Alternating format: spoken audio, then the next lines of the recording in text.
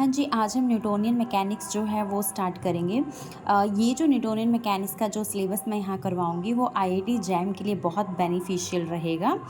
इसमें जो हमारे टॉपिक्स रहेंगे, फर्स्ट जो टॉपिक है वो हमारे पास न्यूटन लॉ ऑफ मोशन है, सेकंड प्रोजेक्टाइल मोशन है, फ्रिक्शन एंड टेंशन है, वर्क एनर्जी पावर है, एंगुलर मोमेंटम है, रिजिड बॉडी डायनामिक्स है, मोमेंट ऑफ इनर्शिया। जो रिजिड बॉडी डायनामिक्स है इसके अंडर हम moment of inertia and centre of the mass की स्टडी करेंगे।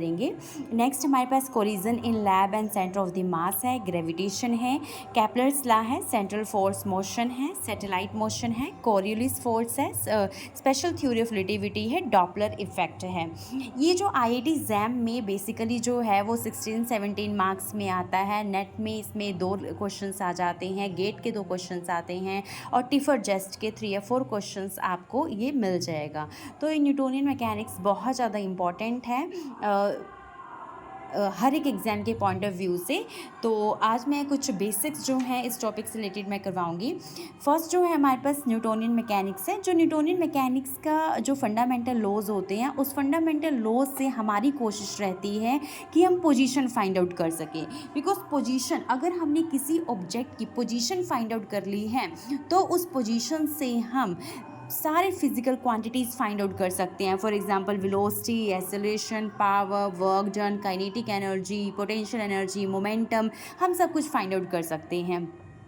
और ये जो फिज़िकल क्वांटिटीज़ होती हैं वो बेसिकली, अब हम नेक्स्ट देखेंगे कि जो फिज़िकल क्वांटिटीज़ होती हैं वो बेसिकली जो है वो रिलेटिव इन नेचर होती हैं। Relative in nature in the sense that कि फॉर एग्जांपल हम प्लेटफॉर्म पे खड़े हैं, कोई भी पर्सन प्लेटफॉर्म पे खड़ा है और ट्रेन जा रही है, तो ट्रेन के विद रिस्पेक्ट उस पर्सन की वेलोसिटी क्या है, या फिर उस पर्सन के विद रिस्पेक्ट उस ट्रेन की वेलोसिटी क्या है, या ट्रेन में जो पर्सन बैठा हुआ है उन दोनों की वेलोसिटी क्या है। तो जितने भी फिजिकल क्वांटिटीज़ होती हैं वो रिलेटिव होते हैं, एब्सोल्यूट नहीं होते। और ये जो फिजिकल क्वांटिटीज़ होती हैं इनको स्पेस में रिप्रेजेंट करने के लिए हमें फ्रेम ऑफ रेफरेंस की ज़रूरत पड़ती है। और हमने लोअर क्लासेस में फ्रेम ऑफ रेफरेंस का पढ़ा हुआ है। बेसिकली फ्रेम ऑफ रेफरेंस जो होते हैं हमारे पास 2 टाइप्स के होते हैं। फर्स्ट इनर्शियल फ्रेम होता है, सेकेंड हमारे पास नॉन इनर्शियल फ्रेम होता है। अब यहाँ क्वेश्चन अराइज होता है कि इनर्शियल फ्रेम क्या होता है और नॉन इनर्शियल फ्रेम क्या होता है।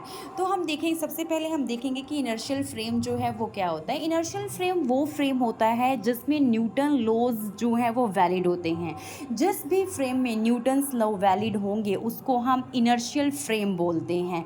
अगर मैं एक एग्जांपल दूं इनर्शियल फ्रेम का, तो फॉर एग्जांपल जैसे हम बस में बैठे हैं और वो बस जो है वो यूनिफॉर्म वेलोसिटी से चलती जा रही है, तो वो हमारे लिए इनर्शियल फ्रेम की तरह काम करता है। जहाँ पे वेलोसिटी यूनिफॉर्म रहती है तो उसको हम इनर्शियल फ्रेम बोलते हैं। और फिजिक्स की लैंग्वेज में बोले तो न्यूटन्स लॉ जिस भी फ्रेम में वैलिड होते हैं उसको इनर्शियल फ्रेम बोलते हैं।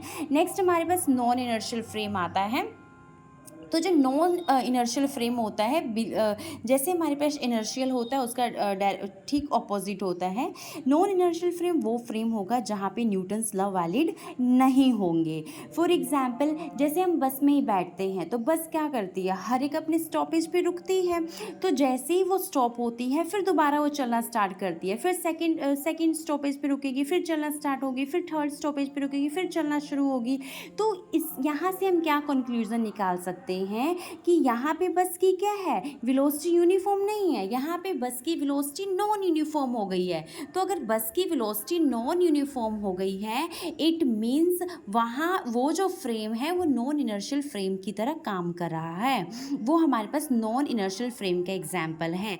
और भी हमारे पास, जैसे हम बस में बैठे हैं, जैसे ही बस जो है वो बस का एक्सेलरेशन चेंज होता है तो हमें एक फोर्स फील होती है, हम आगे की तरफ या पीछे की तरफ झुक जाते हैं, तो वो एक एक्स्ट्रा फोर्स लगती है। तो जो एक्स्ट्रा फोर्स होती है उसको स्यूडो फोर्स कहते हैं हम। इट मीन्स यहाँ पे कंक्लूजन निकाल सकते हैं कि जहाँ नॉन यूनिफॉर्म वेलोसिटी होती है वहाँ पे एक एक्स्ट्रा फोर्स लगती है और उस एक्स्ट्रा फोर्स को स्यूडो फोर्स कहा जाता है।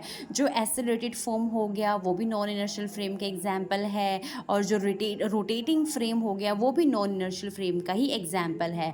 और एक और एग्जाम्पल दूँ जो हमारे लाइफ से रिलेटेड है। For example motion motion of the lift की अगर मैं बात करूँ, जैसे हमने सबने लिफ्ट में जो है वो ट्रैवल किया ही हुआ है। तो जैसे ही हम ऊपर की तरफ जाते हैं, जब लिफ्ट ऊपर की तरफ जाती है तो हमें हैवी फील होता है, और जैसे ही हम जब नीचे आते हैं लिफ्ट से तो हमें लाइट फील होता है। तो वो क्या है, मोशन है। वहाँ पे क्या लगता है, एक स्यूडो फोर्स लगता है। जैसे for example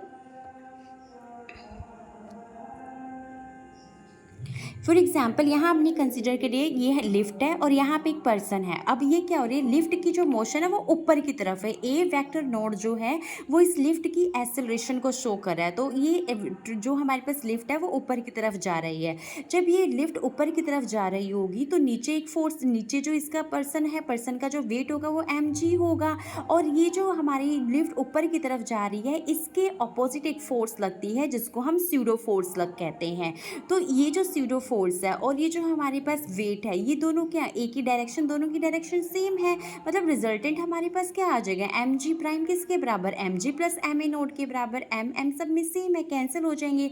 means ji prime किसके बराबर है, जी प्लस ए नोड के बराबर है। तो जब हम ऊपर जाते हैं तभी हमें क्या होता है, हमें थोड़ा हैवी फील होता है। किसकी वजह से, स्यूडो फोर्स की वजह से, क्योंकि हमारे वेट में ये फोर्स भी क्या हो जाती है, ऐड हो जाती है। और नेट हमारे पास जो रिजल्टेंट होता है g prime equals to g plus a naught होता है।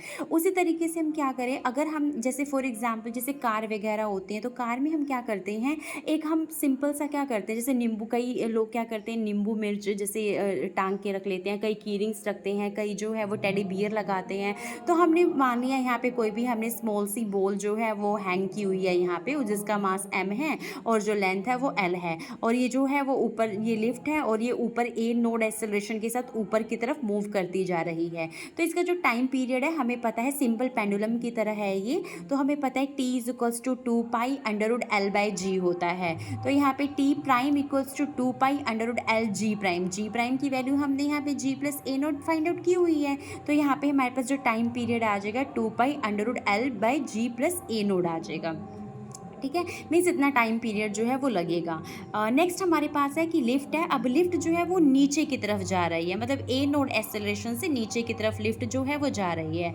तो जो पर्सन है, पर्सन का वेट तो नीचे की तरफ होगा, लेकिन जिस डायरेक्शन में ये लिफ्ट ट्रैवल करेगी उसके ऑपोजिट, ठीक ऑपोजिट डायरेक्शन में स्यूडो फोर्स काम करती है, मतलब स्यूडो फोर्स ऊपर की तरफ लगेगी। अब मैं नेट रिजल्टेंट फोर्स की बात करूँ तो इन दोनों का क्या होगा, माइनस होगा, क्योंकि डायरेक्शंस क्या हैं, ऑपोजिट हैं।